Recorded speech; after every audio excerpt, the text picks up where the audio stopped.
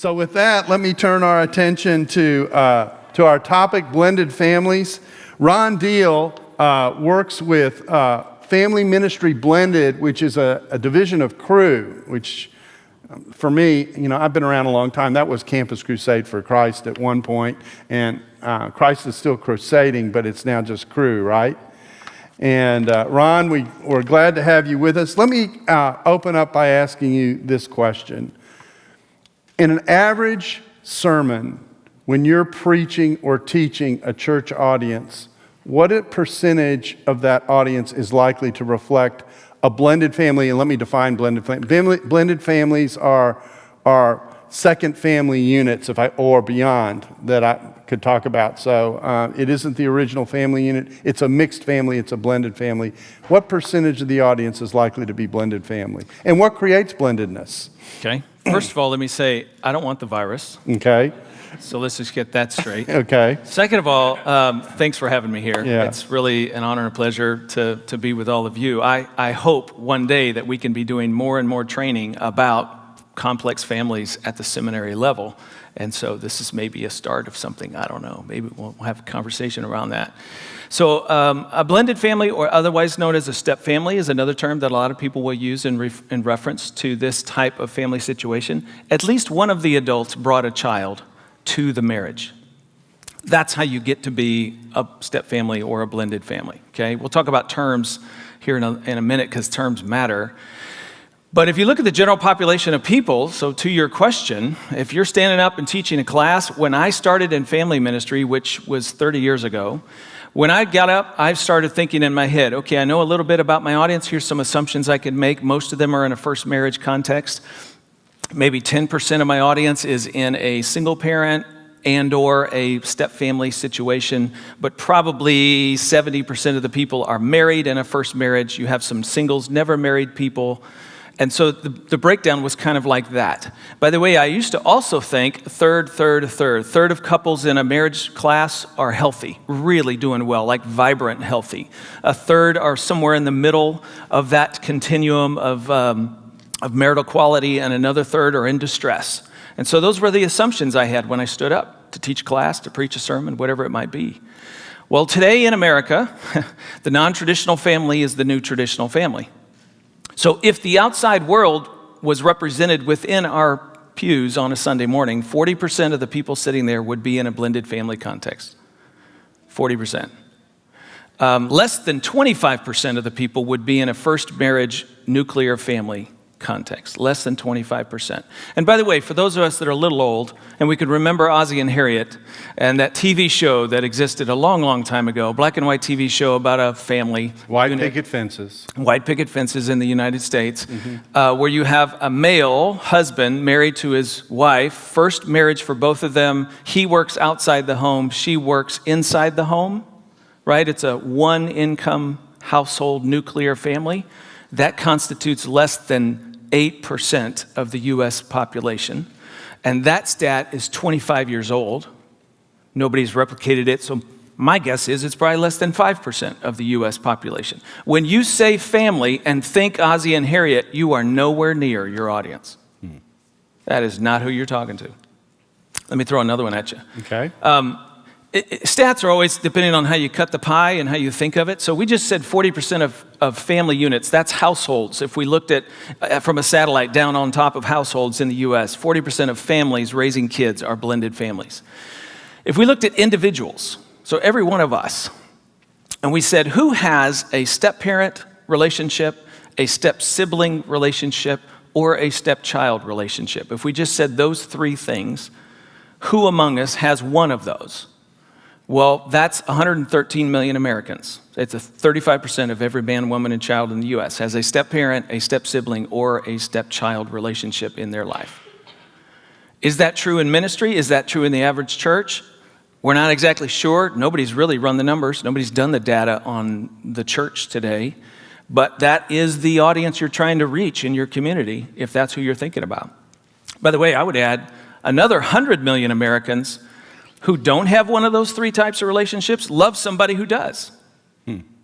So all of a sudden, you're talking 2/3 of the U.S. population can reach out and touch, either very intimately, personally, or be connected to somebody they do care about. My sister has a kid who wasn't hers, or whatever the story is. That's 2/3 of the U.S. population. And that does not include step-grandparents. It doesn't include step-uncles or anything like that that's a little bit farther of a reach. That's just step-parent, step-sibling, or step-child. Okay, so let's do a little experiment, okay? Yeah. Let's ask our audience. How many of you have some type of step relationship in the family relationships that you have? Put your hands up. Nice and high so everybody can see it. Okay, I think it's a good population. Proof's in the pudding. It is. Right? Yep. So, by the way, if you have questions for us, please text them in. We're going to put a QR code, there it is, for slido.com. Text your questions in. We'll be spending in the second half of the chapel questions that will be coming from you all. So if you have a question, feel free to text it in. So here's my next question. So what does this look like? When you do a blended family, what does this actually look like? And it's football season, so we're going to do some X's and O's. We are. Is that right? We are. Okay, let let's go. me put a slide up for everybody that just sort of gives you a little bit of a story. Now, this is a genogram. We use this in family therapy to just try to keep up with people. It's sort of a way of mapping the family. You can think of it as like the royal tree. family. Yeah, exactly. Okay. By the way, speaking of the royal family, now that we have a new king, right? He's in a step family, and 3 of our last presidential and vice presidential candidates are in step families. Very common, all the way up to the top, whatever that means. So look at this. Let's say Bob and Susie come to your church. All right, you're going to teach a Sunday school class with Bob and Susie, or a small group, or they're just sitting in the pew when you're speaking on a Sunday morning. Let's just look for a minute at their background. So Bob and Susie are married. That's the line that connects them. Bob used to be married to Betty. You can see there's been a divorce there. So he used to be married to Betty. They had 2 kids, Ted and Carrie, right? Susie used to be married to John. They had 3 kids, Mary, Mike, and John Jr. Betty is now married to Frank. That's her second husband. Bob is now married to Susie. Susie and Bob are now their second marriage, and that's a blended family. Now, just real quickly, and you got grandparents up at the top, okay? So let's just think for a minute, how many households do we have on this slide? How many family units? Might depend on how old the kids are, right? Yeah. Ted and Carrie, they could be at home still. They could be out on their own, young adults, whatever the case might be. But let's just assume all the kids are at home. All right, so let me just see if I can do something here. Let's see if we can make this work. Okay, so we got Bob and Susie's household. We've got Betty and Frank's household, right? And we've got single dad John's household. So we have 3 households with 5 adults parenting 5 kids, right? And how about grandparents? Let's go up here. So Frank's got parents. Betty's parents divorced when she was very young. She grew up with step-parents. That's why there's 2 sets there. There's Bob's parents. Susie's parents divorced in mid to late age, what we call gray divorce. That's sort of a trend over the last few years, last 10, 15 years. The divorce rate's been coming down all across America, but the only category of people where it's been going up is gray divorce. So couples that have been married 25 years plus, then getting a divorce, kids get it, move out of the home, and stuff happens. And so that's what happened to Susie's parents, and they each recoupled pretty quickly. So Susie has step-parents as an adult now. She doesn't even really know how to think about them. That she doesn't call them step-parents. That doesn't seem to make any sense to her, but they're up there, right? And then there's John's parents. So again, 1, 2, 3, 4, 5, 6, 7 sets of grandparents who all want to see the kids at Christmas time and Thanksgiving. So Bob and Susie are right down here. And Bob's trying to be a step-parent to Susie's kids. Susie's trying to be a step-parent to Bob's kids. You can imagine one day when Susie comes in and says, "Hey, honey, your ex-wife, Betty, she called today and she can't pick up the kids like she's supposed to, and it's now rippling over onto us, and it's going to totally mess up our weekend plans." So Susie says, "Bob, would you please call Betty and ask her to take care of stuff instead of backing out?" And oh, by the way, Betty's new husband, Frank, is not being very nice to Ted because he's beating up on my son when he comes over for the weekend. So Susie asked Bob to tell his ex-wife to tell Frank to be nice. We've just defined a fallen world, okay? How complex does this... Yeah. Let me tell a personal story. My mother passed away when I was 14 years old of cancer. My dad remarried a few years later. I have 3 siblings, so 4 kids. I was the only one comfortable with my dad remarrying. I was in high school. My younger sister was in high school. My 2 older siblings were in college, and this was a new family. And I was the only one who said, "I'm glad Dad's happy." The relationships, and she had the woman, my stepmom, had 3 kids. 2 of us knew those kids. The other 2 siblings had virtually no clue who they were. And so that's the kind of picture and dynamic that you're doing. And you've got the person in the middle of that has got to manage all those relationships. That's right. Bob and Susie are at your church, and when you do a marriage lesson or talk about faithfulness or do a parenting class, do you talk about step-parenting? Do you talk about co-parenting with your former spouse as it relates to the children that you had in that previous relationship? Like, those are all extremely real. And one of the things that we know about this complexity that you see up there, and by the way, this is just one blended family story. There's actually 67 different types of step-family configurations, all right? So this is one. Not every one of them involves divorce. Some of them involve widowhood. Some of them involve a lot more and more increasingly today involve people who have had a child prior to marriage and now are not with that biological parent, so they've coupled with somebody else. And so that's a blended family, even though nobody's ever been married before, right? There's no marriage divorce preceding it at all. It's just a blended family because it started with a stepchild situation. So there's a lot of different avenues in which people find themselves walking into these circumstances. But Bob and Susie got to try to navigate all of that, because what we know is that their marital satisfaction has everything to do with what's going on around them as well as what goes on between them. And historically, think about premarital counseling. If Bob and Susie came in and went through your premarital program, what are they going to get from you that tells them how to deal with that? Premarital programs for 40, 50 years have only been dyadic in nature. All we did was talking about husband and wife stuff and maybe a little God stuff. But we don't talk about children. We don't talk about parenting. We don't talk about managing money from somebody else's 401k that preceded you. Do you put the other person's name on the house or do you not? Like, there's so many things that are wrapped up in the backstory. If we're going to prepare them to actually be a couple and be married, we have to equip them to deal with all of that. So another poll. How many of you have thought about half of this stuff? And let me do it this way. How many of you haven't thought about half of this stuff?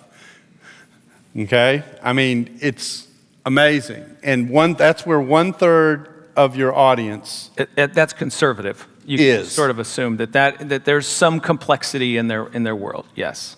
Now, I've heard it said that it takes about, and this is a general rule of thumb. You can tell me whether it's right or wrong because I have no idea.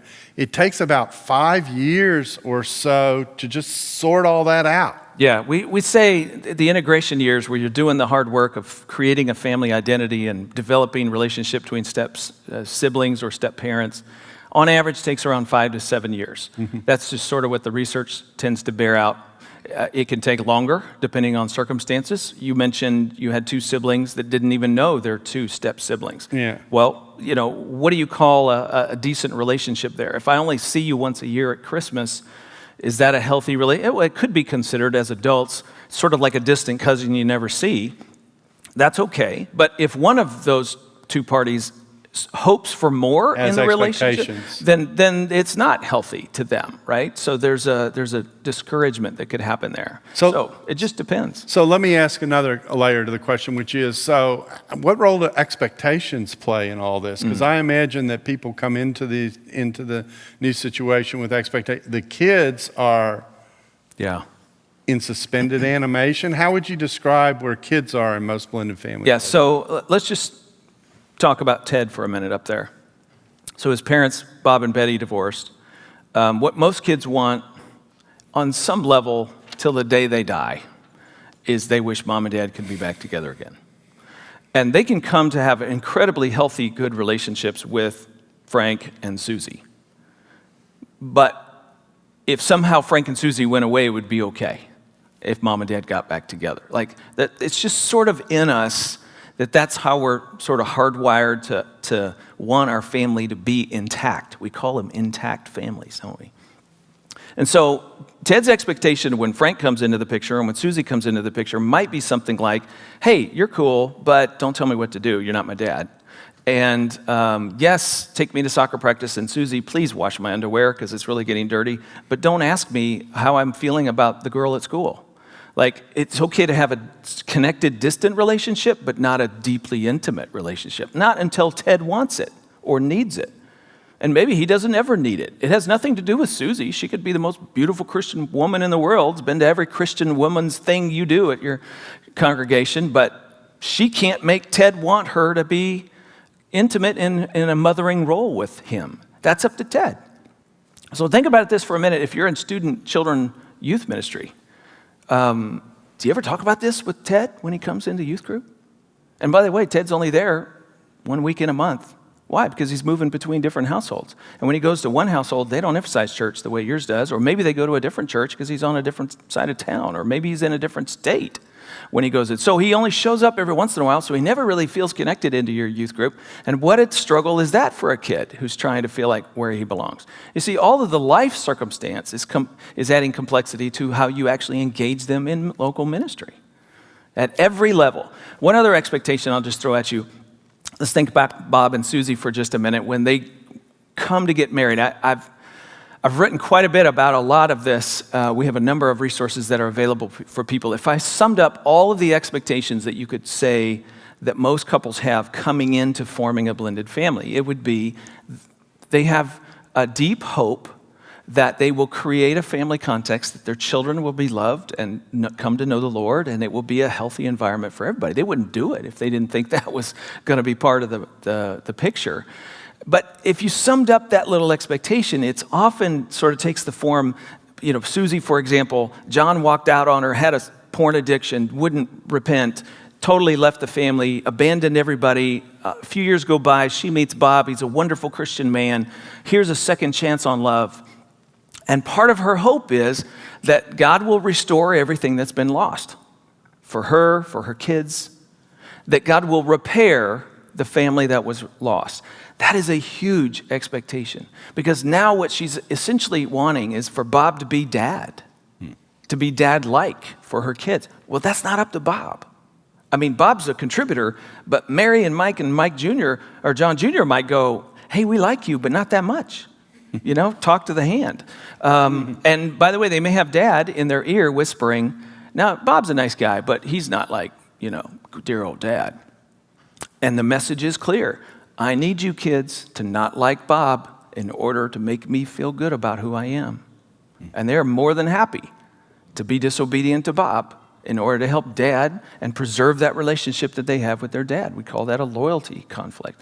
And so all of a sudden, Bob's trying, he's doing, he went to your parenting class, he learned a few good tips. It's all hitting a brick wall because the other side of the equation is not interested in deepening that relationship. That's what we mean by integration. Takes time, takes wisdom, takes planning, takes understanding. And when expectations hit reality, it can lead to discouragement pretty quick. So I would guess that part of what you do with the Family Blended ministry is to help people, one, understand what's going on, and two, provide support and counseling to families who find themselves in these. I can imagine that there's a significant percentage of counseling opportunities that get created simply because you're in a blended family. Yeah. We essentially at our ministry try to do two things. We try to help couples grow and understand and do better. So we have, direct to consumer, if you will, resources and events and things that we try to help them with. And we try to equip churches and leaders. And that is a huge part of our ministry, to give you resources and tips and tools and training and how to do premarital with Bob and Susie type people, how to think about your student ministry, how to structure ministry to your congregation in light of who's sitting in the pews every week. Do you take referrals from churches in terms of helping people with counseling, or how does that work? Well, unfortunately, Family Life isn't really positioned to do a lot of counseling. Right. That's something that I come from, a marriage and family therapy, and so that's an element to the work that I've always done through the years. What we do at Family Life is more preventive and proactive in nature. Although I will say this, a few years ago I started doing training for therapists who wanted to understand step families better, and so we have a developing online list of providers, people that have gone the extra mile to be able to help. 'Cause I can imagine a pastor who goes, someone walks into their office. Yeah, I'm overwhelmed. I'm not equipped. I'm not Right. equipped to do this. Right. I'm overwhelmed fast. We spent 10 minutes on it in class. And so there is a list out there at smartstepfamilies.com. I'll show you that a little bit later, where people can go and look for somebody around the country, and that's a growing list of people who have some competency in this area. Okay, so I'm just going to take a deep breath and just think about what we've just said, and I'm now going to turn to the student questions that have come in. So give me a second. Yeah, and while you're doing that, I'm just going to add a thought. Okay. We have a podcast, Family Life Blended podcast. Primarily that podcast is for couples, families, parents, step-parents. But we on a regular basis are trying to encourage people and leaders to get active in doing ministry in their local church. And so just 2 podcasts ago, I interviewed 3 teaching senior pastors from pretty sizable churches, including Brian Carter at Concord Church right here in South Dallas, and asked them, how are things changing in your church? What's the makeup of your congregation? And how has that influenced your preaching? And I just got to tell you, it is worth the listen to just hear he and Rob Boo, who used to be senior pastor at Wheaton Bible Church up in Chicago, and Dave Wilson from a church up in Michigan and Detroit that they founded, now has like 12 campuses or something. And so it's really fascinating to hear those guys think through how they talk, what they say, what they don't say. Like the simple language things like saying the word broken. Theologically, we're all broken. We all know we're broken. That's what sin does to us. But when you talk about, family and broken family, well, it's a really hard message. What it does is it distances people from, oh gosh, right. This is one of those churches that doesn't take step families. I actually had a couple walk up to me, my last full-time ministry setting, walk up to me on a Sunday morning and said, "Hi, we're new here." I said, "Well, great, I'm on staff here. It's great to have you here." And she said, "Well, I just got to ask you something. Do you take step families here?" Now, that's an odd question. That was 25 years ago. And I was like, yeah, as a matter of fact, we do. We have a small group that meets on a regular basis, and you're welcome to. I waited because I so wanted to ask her right then, why did you ask that question? And I waited about 6 months, got to know them, and then looped back around. And of course, there's a backstory, right? They're a blended couple. They had both sort of left the Lord in a season of their life. Life fell apart for them. They find each other. They get married, want to come back to the Lord. I mean, this is a good story, right? And they go to a church in our community, and they start attending for 6 months. And then finally, they sit down with a pastor one day in their home. They're having a little Bible study, and they say, "We just want to tell you something and ask for some advice. This is our story." They unpack that. The pastor sits up and looks at them. He closes their Bible, and he says, "I'm sorry, we can't have you at our church. Your background and past might infect everyone else." That's what he said. And then he said, "Why don't you try that church down the road, that Southwest Church? They might help you." And I'm sure that was condescending in his tone and his attitude, but thankfully, they came. By the way, they waited 6 months more to come and walk in, and she said, "I had to find out, I wasn't going to waste any more of my time. Do you take step families here?" See, that shame question is persistent, in particular with people who have divorce as a part of their narrative. And especially if it was part of their fault, right? I mean, that's sort of there.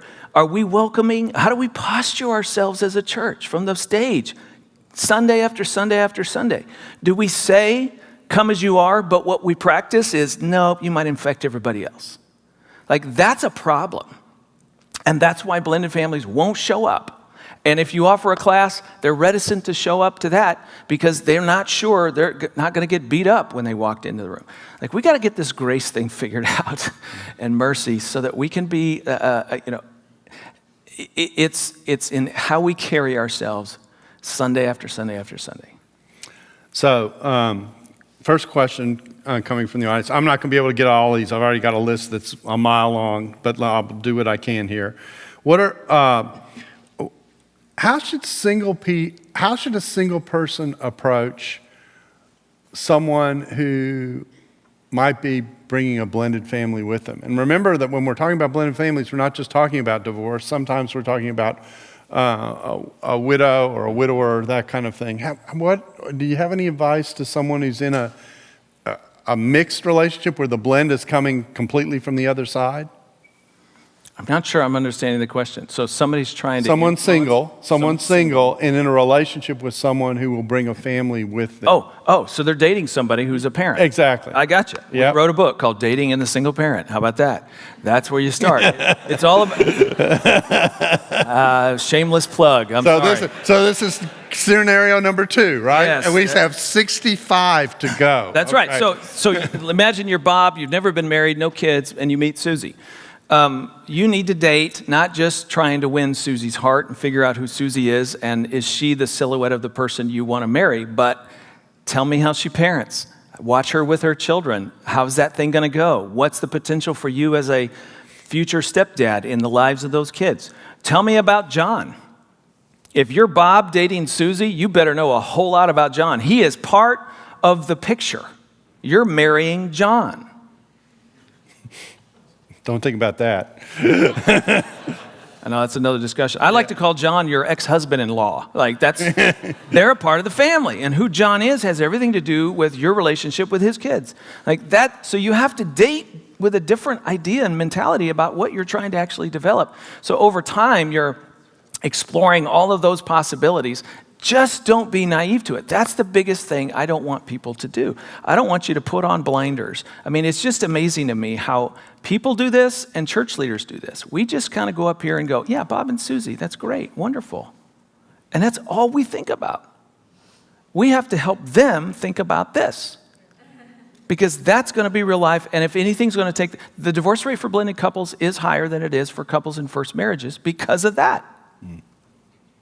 So we got to help them be prepared and ready themselves. By the way, let me just say, all the Old Testament families, not all of them, should never say all. A lot of them are blended families of a different shape, color, and texture, like multiple wives, but the dynamics are the same.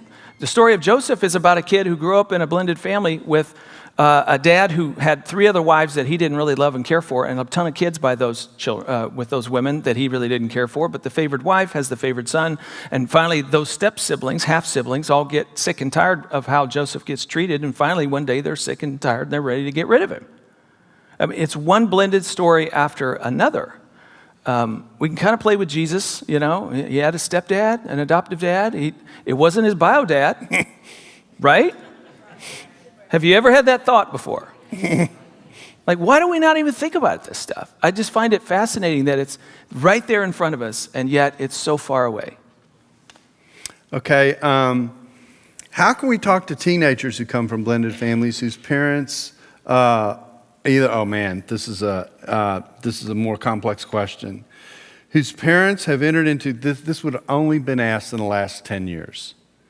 Whose parents are or were in non-heterosexual relationships. Mm-hmm. Yeah, so more and more people are coming into our ministry. Just imagine if, back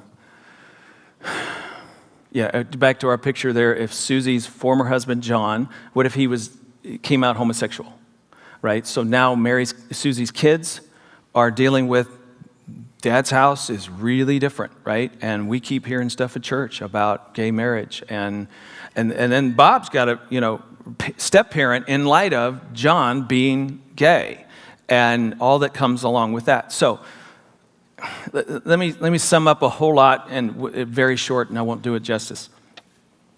All of us, Dan and I had 3 children, all of us send our kids into the world at some point in their life. What we're trying to do is inoculate them as best we can to take faith into that world. Sometimes it's junior high when the world hits in their world. These days, it happens on their phone when they're 6. Sometimes the world is Dad's house.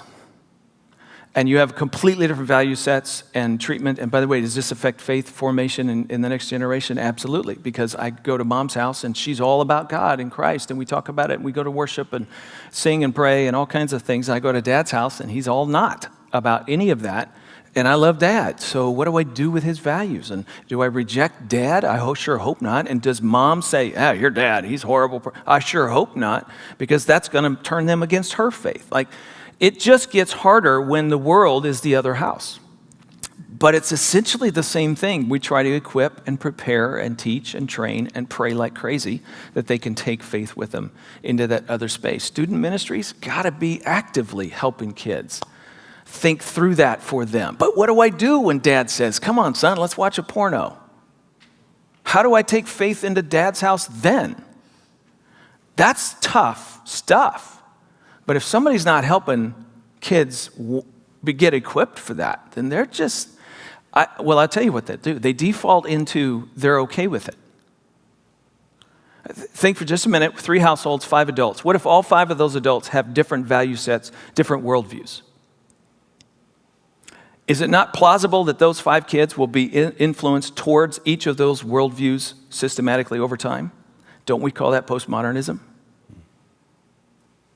Kids are systematically trained to be postmodern thinkers when they grow up in complex family dynamics. And we say there's one truth? Like, that doesn't even compute. My whole life, there's been 5.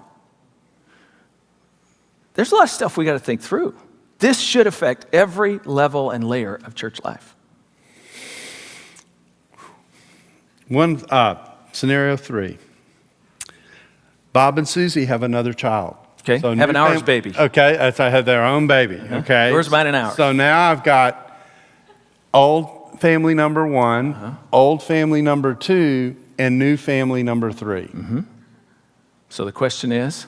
Question is, for the children, where one of the children is a result of a new union and others come from previous marriages, How do they feel about it? how do they feel about it? Yeah, so a lot of it sort of depends. The research is pretty clear. It sort of depends on what preceded the ours baby showing up. If the family is struggling, there's some little mentality we try to help get out of couples and say, don't have a kid to help your family mold and blend and come together. That doesn't help. It tends to just, if you're in duress, it tends to take you into more duress. But if your family is pretty healthy and stable, then it can help you move further into that. Sometimes children, the other siblings, the other half siblings will say, at last, we're all related to somebody, you know? And so that, for years, there was a joke, you know, they're having an ours baby, you could call it the concrete child, to try to help the family come together and get solid. And in some ways that can happen, but there's no guarantee that it will happen. So it's sort of like adopting a child. Oh yeah, we're going to love this kid who's got, you know, reactive attachment disorder and the past doesn't matter and we're going to love them through it. And well, reality is it's going to be a little harder than you thought. But there can be glorious, redemptive, loving stuff that happens in that sort of context. One little tidbit I'll add about ours babies. That's what we actually call a step nuclear hybrid family, okay? Follow me, step nuclear hybrid. It's a step family that has a nuclear family in the middle of it. So it's a hybrid, step nuclear hybrid family. If you're that ours kid and you're growing up and you have half siblings and they love you and everything's good, you would think maybe that kid growing up with 2 biological parents would look and act more like, have the academic success, et cetera, more like a child from an intact family. But the research shows it actually is not, that ours child looks more like a stepchild in terms of their overall behavioral patterns, academic patterns, and things like that. Why? Because there's still emotional work, stress sometimes going on around them in their home. So it just being the ours baby is not a guarantee that you sing through life. So why would we do a chapel like this in cultural engagement? The reason we do it is because this is a significant reality of what's going on in our public spaces, in our churches, etc. And it tends to be, I know when I get up and speak, I'm generally not thinking about the fact that 30% of my audience is not an intact family unit the way I would normally think about it. And I just think to have an awareness of that, and to even if you're having some, man, this is overwhelming, even have a sense of that is important. So my last question is going to be this. Resources. What resources can people get their hands onto that might help them with some of this reflection and discussion? We got a few books. We got 8 video I see series. smart all over the place. I need all the smart help I can get. Yeah, that's right. We're trying to help step families get smart. So we've got lots of books that sort of drive towards these things. You can look them up very easily. We've got 8 video series, by the way, that are available to churches. One of them's called The Smart Step Family. It's based on that book that I wrote, and it's through Right Now Media, and we actually have a portal where they've made it free to anybody, anywhere. So your church doesn't even necessarily have to subscribe to Right Now Media for them to get it. We've got a podcast, right? So, 45 minutes to an hour of in-depth stuff We're getting ready to record episode number 100. Like, we cover all kinds of topics over time for leaders and for couples. We now have an online certificate for folks like you, a certificate in blended family ministry. Every year we do a 2-day live in-person event called the Summit on Step Family Ministry. You've actually got a little flyer there in front of you you can take home and share with somebody. We took the best of that and bundled it and put it online where you can do it from home at your own pace, very easy to do.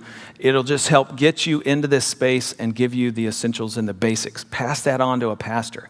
But this is that event that I mentioned takes place every year. It's in a month, in October in Phoenix. Anybody wants to show up? We'd love to take you. But we're just actively trying to help leaders think through this, whatever role you're in, teaching, preaching, men's ministry, student, children's ministry. There are implications for the people that you're trying to love on and minister to. Let's thank Ron.